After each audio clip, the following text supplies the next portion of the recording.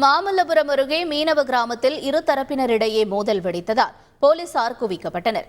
செங்கல்பட்டு மாவட்டம் மாமல்லபுரம் அடுத்த கொக்கிலமேடு மீனவ கிராமத்தில் கழிவுநீர் தேங்குவதால் நோய் தொற்று ஏற்படுவதாக பொதுமக்கள் எதிர்ப்பு தெரிவித்தனர்.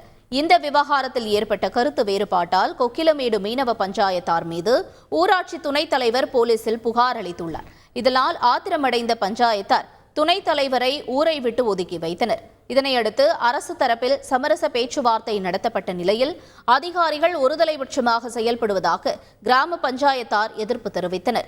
இந்த சூழலில் செவ்வாயன்று இரு தரப்பினரும் திடீரென மோதிக்கொண்டதால் பெண்கள் உட்பட 2 பேர் மற்றும் ஏராளமானோர் காயமடைந்தனர்.